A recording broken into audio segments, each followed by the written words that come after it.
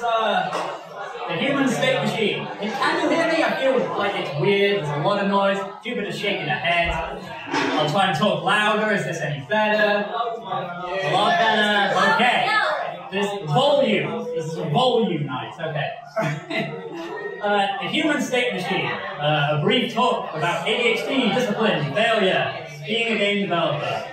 I say brief, I wrote this talk on the way here, I have no idea how long it is. We're going to find out! It's a very personal talk, it's a very weird talk, because I am a lot of things, and we'll get more into that. But I don't know if it's going to be helpful or useful.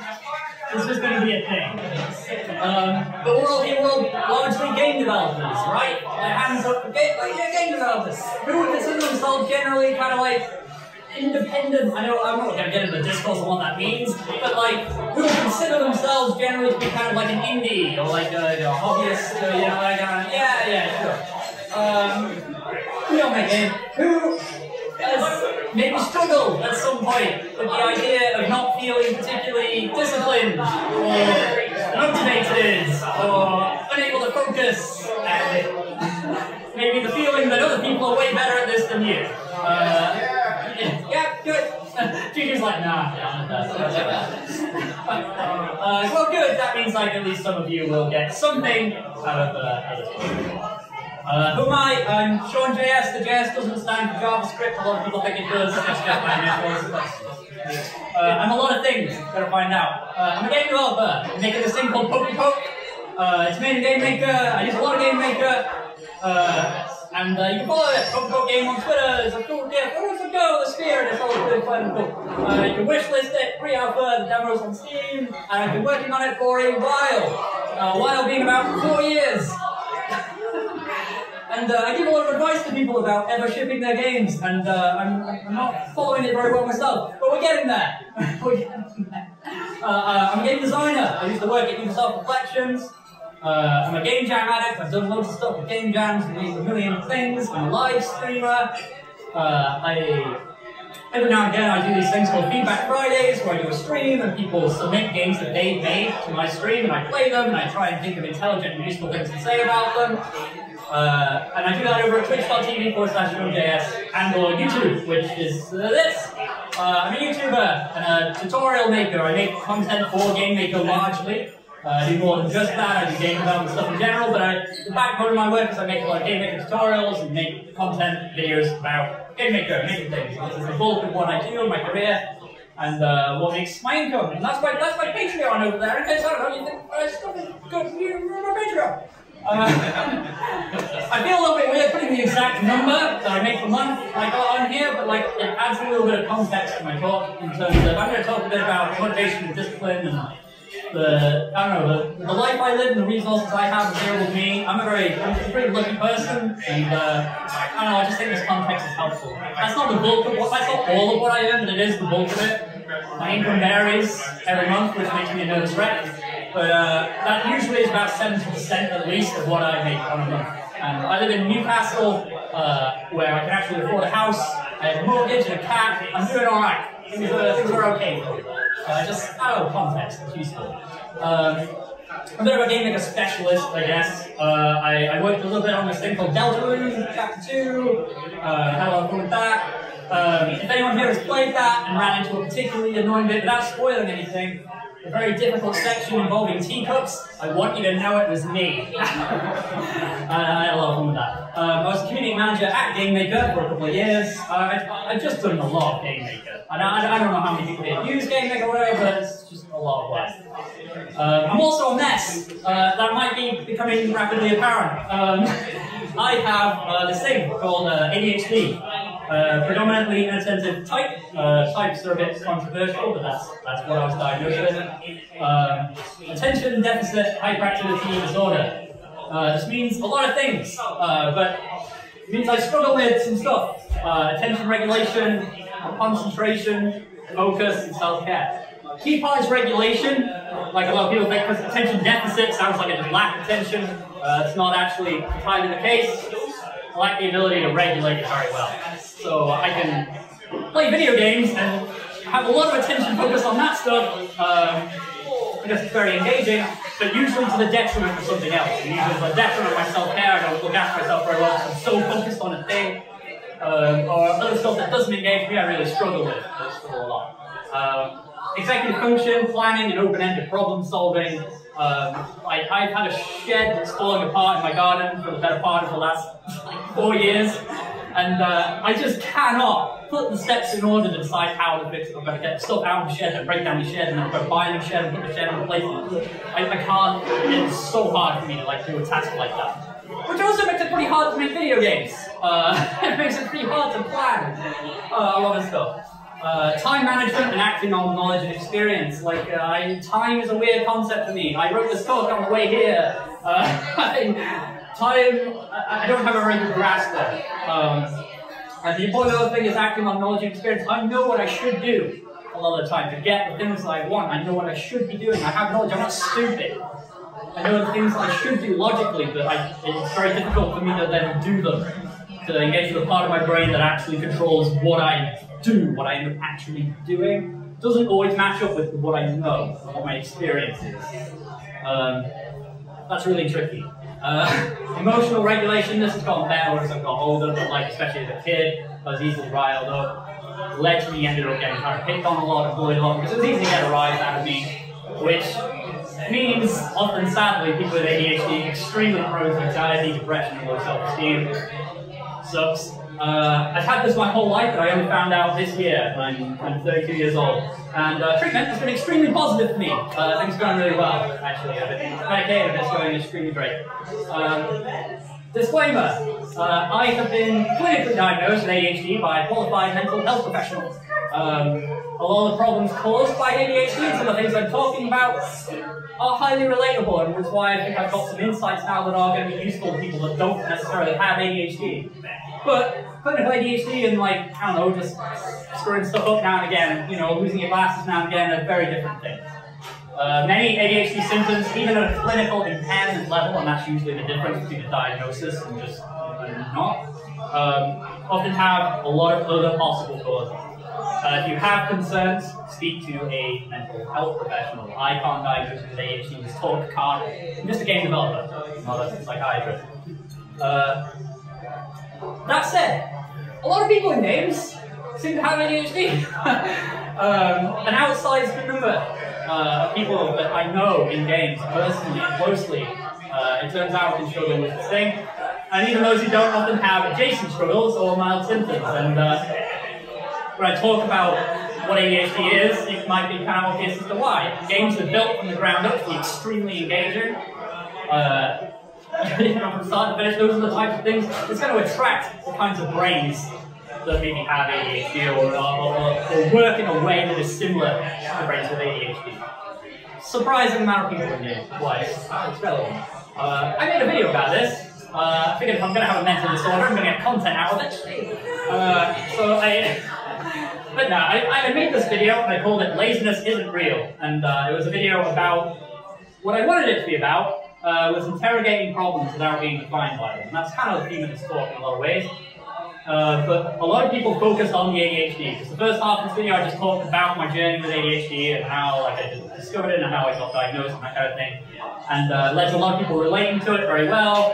And most of the comments on that video are people saying, oh, I have ADHD too. I was diagnosed with this as well really late. I understand it. Those were great, awesome things. They're very layered. I look at all those comments from people. But there were a lot of people saying oh, I think, some of these things I relate to and I should get myself checked out. And I'm like, oh yeah, sure, yeah, you should go and speak to someone if you worry about this stuff, that's really cool. And then I have other people who are like, wow, I've never considered this before, this sums me up exactly, this is definitely what I have, I should start getting medication for this. And that scares the shit out of me, that people are saying that. And that's why I put that disclaimer a second ago, because if you do worry about any of this stuff, you need to talk to someone who knows about this stuff, I feel like I needed to clarify some of what that video was about, and that's kind of what this talk is ending up being. I learned something from my diagnosis and the kind of growth I've had from it that I wanted to share, and I don't know if I shared it perfectly in this video, so I'm going to share it better now, I hope. States versus traits. These are kind of game dev words. You know what a state machine is, for the most part, probably, if you've done some amount of programming. And I don't know about trait, probably. But what a trait is something that's kind of immutable and descriptive, right?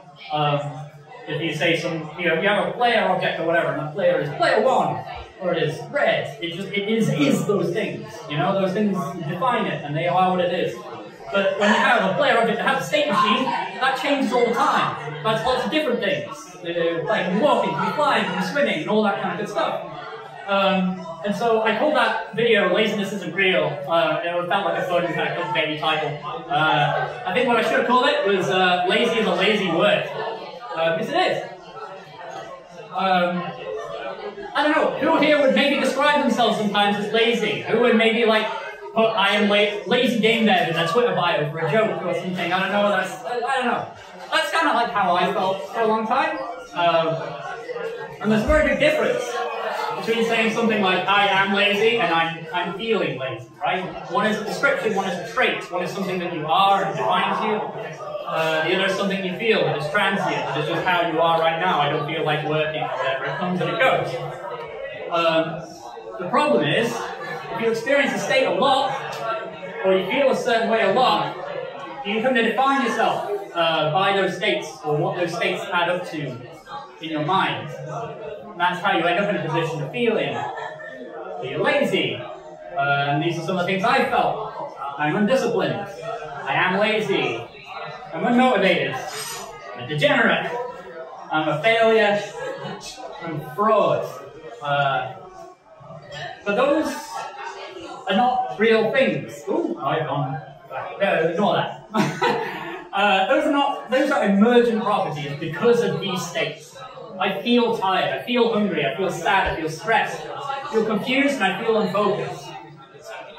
You feel these things, and they're difficult, but like, you feel these things a lot, they add up to an emergent property that you kind of label on yourself, or you label on others. When you see people who are really driven or whatever, and you say, that person is super disciplined, they seem to be able to do stuff all the time, they get stuff done, because you just add up the results of what you see them create and what states they're in. Well, that's not actually tell you anything about who they are.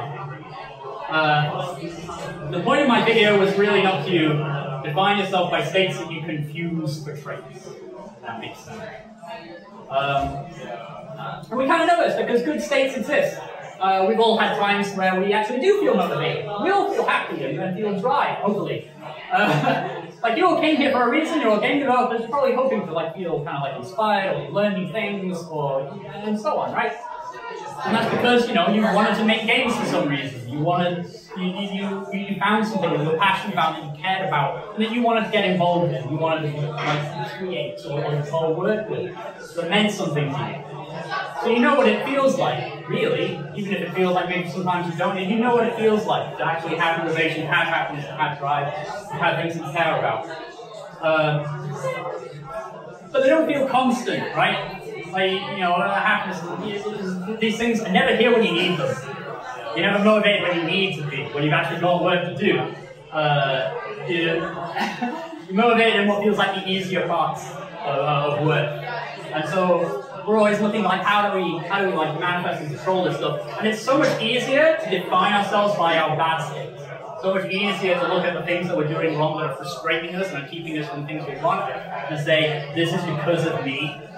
This is because of how I am. And the thing I used to think I needed was a trait, which was discipline. I used to think I was very motivated because I am. I've made all these videos and made all these games and done all this cool stuff because I wanted to, and because I wanted to, it was kind of easy, and I just did what I wanted, and good stuff came out, and that was great. But whenever anything got hard, I was no good at that. I couldn't focus. Whenever I had an actual, when I was not self-employed in any manner, when I worked at Game Maker, when I worked at Reflections, when I worked anywhere that wasn't directed for myself, when I wasn't in control, it didn't work. I couldn't do it. I couldn't focus. I couldn't concentrate. I had all of these problems that just manifested themselves.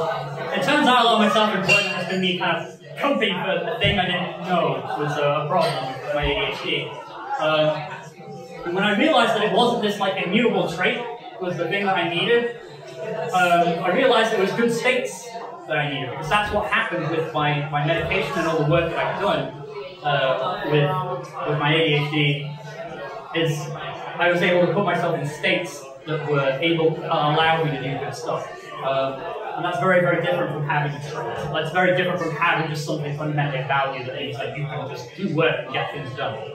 So how do you capture these good states and make them last forever? You can't. No state lasts forever, good or bad. The common saying, this too shall pass, is very useful when you're feeling down, when you're feeling bad about things in your life, to know that everything ends. You know that everything will actually come to pass. This too, whatever is happening, whatever is going wrong for you, will pass and will end. Because everything ends. And that applies to good things as well. So what does that mean? It means you should enjoy those good things and savor them and make the most of them when you have them, even if it doesn't feel like it comes at the right time. But with that said, states still have triggers, conditions, causes. We have bodies, we have brains, the neurochemistry happens because of reason. Your brain isn't random. You're in a certain state and you're feeling a certain way for reasons, because of stuff. What is that stuff? It involves looking a gosh darn heck after yourself. The brain is affected by everything, right? And with everything, the temperature, it's way too hot right now, that's affecting all of us. But just everything, your routines, whether you have a shower in the morning, the change of temperature, your hygiene, your workspace, your clothes, like whether or not you get dressed can have an effect on your mind and how you dress and what you wear. Exercise, no one's going to exercise, sleep. You get sleep, it's really good for you. And we don't know why, isn't that crazy? Like we know some things about why, but like REM is this like state you go into when you're asleep. You probably know about this, like rapid eye movement that happens when you're asleep. We don't really 100% know what that even does. But it seems to be important, it seems to be useful, well that's all we know. We know that when people get the right amount of REM sleep, it seems to have benefits. It seems to do good stuff. People seem to gain from that. So get your sleep. It seems like it's really important. Diet. This one's even bigger. This is huge.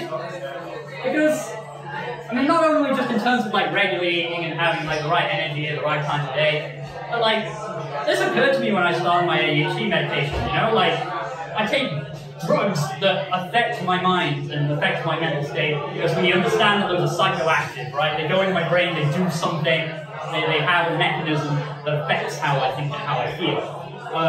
Why does it not stand to reason that the same is true of what you eat? Just generally, things go into your gut and they do stuff in your body and that body does stuff in your brain. I mean, you're not going to get high of a banana, obviously, but like, these things do stuff. And we know surprisingly little about it, but I don't know, there's stuff out there. Learn about it, have a good diet. It's good. And talking to your friends, fulfilling your social needs. That's the thing we often cut out because we're trying to get all this other stuff right, or because we're trying to work on our game, or we're trying to do whatever we're trying to do. But this stuff's important too, it's the thing you need. And then, when you're in the position I'm in, where you tried all this stuff for a really long time, and had success with bits of it, and kept having little micro-epiphanies, like getting my hygiene right, getting my routines right, and then like, okay, cool, move on getting my sleep right, but then the routines have gone again, and I come back to that, and now sleep's gone again, and I couldn't get everything together. At that point, you need to work out why. Like, why can't you do these things? Because there will be reasons, like actual, real reasons that we can look into and find out and solve some of these problems. And now, like, I've made this sound really easy, right? It's just like, just do all the things. Just do it, just have a good life. Just look out for yourself. But I didn't say any of this was easy. And it's not even simple. Like I said, we don't even know so much about how these things affect us, but we know that they do. I wouldn't have found like my results because I've done so well off of my treatment, and things have gone so much better for me these like last few months of my life. And it's not all down to my diagnosis. I've been working on all these things for a really long time. And ADHD was a missing puzzle piece for understanding myself. If I had that puzzle piece way earlier, I'd just have a puzzle piece. But I've been building a jigsaw of my life around that puzzle piece, and it's been frustrating because it doesn't make sense. And you put that one little piece in, and suddenly it does. But all of this stuff mattered just the same. All of this stuff was still important, And I still struggle, and I still don't do all of these things perfectly. But that's okay. There's one other thing you have to do. And that's like being honest with yourself and what you want and what you care about. Imposter syndrome is a thing I've done talks on before in the past, and there's a thing I felt a long time. Defining myself by the things that I do, especially because I'm defining myself by these traits that I thought I had, where I was disciplined and lazy, but no one else seemed to know. Because when I did feel motivated, I could have so much good stuff, and it felt like it was great, it was somehow successful, right? And so I'm like, oh, they just don't know me, and they don't know the traits that I have that actually make me a terrible, useless person. I don't feel that way anymore. And I don't even feel bad about things I do that maybe put me in bad states. But sometimes I want those things. Sometimes I want to spend all night playing video games with my friends. You know, like sometimes I want to enjoy, there are things that matter to me that go outside of just being productive and being successful. And so I make choices that they don't define who I am. Whether they're good or bad, it's up to me, and what I really, really want. I'm more than a game developer, I know so I was all those different things at the start, and I am all those things, but I'm more than that, I'm a human being. And sometimes that human being wants to be a massive degenerate, and that's okay. I don't want to sound like I'm encouraging to be like a hedonist or that that's okay, just do what you want, nothing matters. But generally I find people who are hedonistic don't tend to see long-term happiness because we're humans and we value different things than just like immediate gratification and pleasure. But those things can still be nice and still have a place in your life. And you know, it's okay because you know, when I decide I want to stay up all night and play games with my friends, even though that's going to have an impact on the rest of my week and the work that I get done, that's my choice. I own that choice, it belongs to me, and I know what it's going to cost me. I know what it brings to me, and I'm honest about what I want. So what do I want? What do I actually really care about? I think a lot about this recently. And what I care about is my family, my amazing partner, and I mean that in the truest sense, like we are partners. A lot of people say, oh, my girlfriend's my best friend or whatever. My partner is more than my best friend. She's my partner in life in the truest, absolute sense. And she means the world to me more than anything else that I could ever pursue in my life. It's where we are in our lives together. And that's what we bring to each other. We make each other better every day. And that matters to me so much. And also my stupid idiot cat child, like a cat who does the same stupid stuff every day, and it brings me ceaseless joy. And that's just the thing that really matters to me and that I care about. Playing games and sharing experiences with all my weirdo friends, and I'm sure we all like the same. We all like playing games, you know, it's all brought us here in the first place. And honestly, yeah, I like making stuff, but like, playing stuff is what brought me here and is the magic of what I do, and it's important that I don't forget that, because the moment I stop, I lose the magic of actually playing and enjoying things. I don't think I'd want to make them anymore. So it's important to me that I continue to do this, even if it impacts on this sometimes. And like, this stuff is now why I better myself. You know, this is why I work through what I do. And it's not about being more productive or succeeding or to finish my game. I still want to finish my game, but it's not why I do this stuff. Not anymore. It used to be. And I'm really lucky. You know, I'm really fortunate that I get to do this. You know, I get to make stuff and share stuff I think is cool and good and useful to people. I'm sure we all feel the same. A lot of us in here are lucky that we have, you know, we get to work in games, we get to make cool stuff.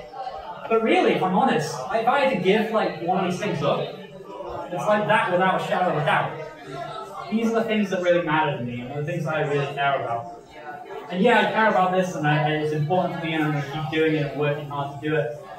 But I don't try and fix these different problems with myself in order to achieve some goal with that, to release a game, to be commercially successful, to be the next big indie hit, or any of this nonsense. I do it just because I care about these problems. And I said in my original video that my point overall is to interrogate your shortcomings.